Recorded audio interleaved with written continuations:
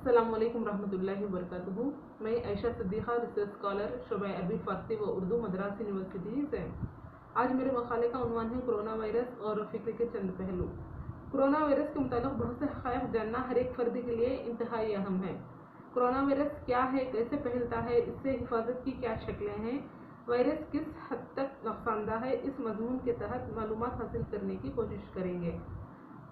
Corona लफ्ज़ लातीनी ज़बान का लफ्ज़ है जिसके मानी ताज या हालाके होते हैं।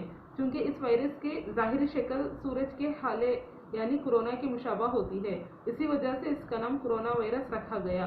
कोरोना वायरस के एक बहुत पुराना वायरस है जो 1930 में मुर्गियों में दरियाफ्त हुआ और फिर 1940 में चूहों में दरियाफ्त हुआ। इंसानों में कोरोना वायरस सबसे पहले 1960 की दहाई में दरियाफ्त हुआ। ये सर्दी के नज़ला से मुतासिर कुछ मरीजों में खंजीर से मुतअद्दी होकर दाखिल हुआ था।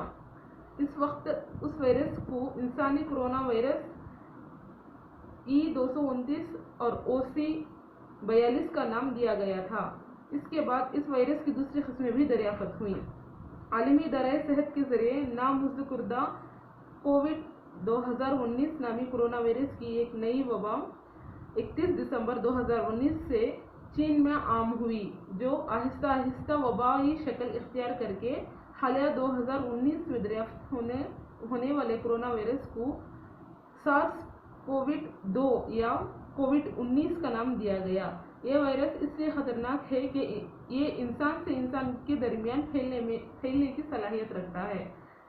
वस्ती चीन में वाक़या वुहान के 4 बाशिंदे 26 दिसंबर 2019 को बुखार, खांसी और सांस लेने में तकलीफ की शिकायत लेकर डॉक्टर ज़ेंग जैक्सियांग के पास पहुंचे और डॉक्टर ने उन मरीजों में एक पुरअसरार किस्म की निमोनिया की दरियाफ्त की। उन्हीं दिनों में वुहान सेंट्रल हॉस्पिटल में डॉक्टर ली वेनलियांग ने सोशल मीडिया के जरिए लोगों को एक नए वायरस से खबरदार किया।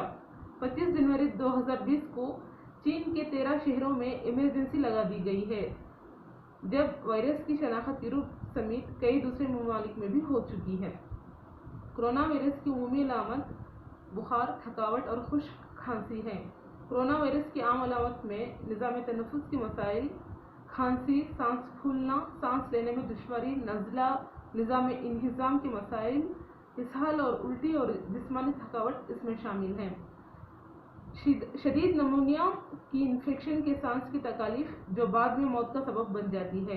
अमूमन इस वायरस के असरात मामूली और खुफीफ होते हैं, लेकिन बाज़ औक़ात किसी गैर मामूली सूरत हाल में मुहल्लिक भी हो जाते हैं।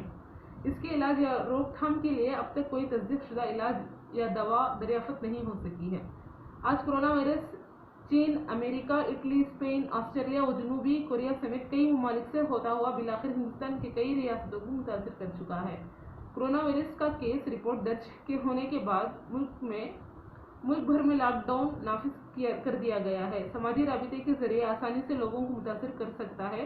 रोकथाम के लिए लॉकडाउन कर दिया गया है।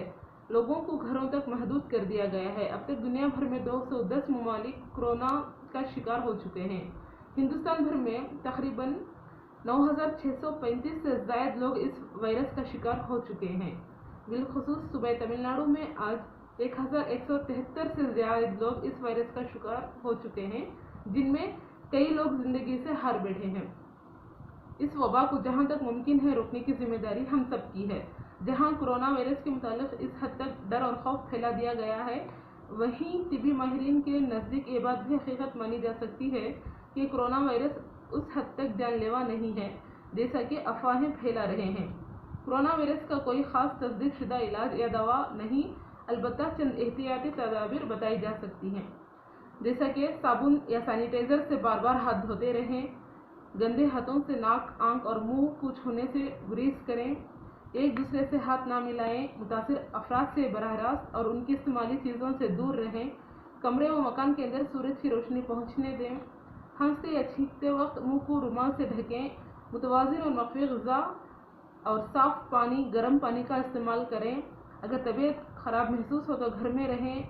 अगर बुखार, खांसी या सांस लेने में दुश्वारी हो तो फौरी तिबी मदद के लिए तिबी हिक्काम की हिदायत पर अमल करें।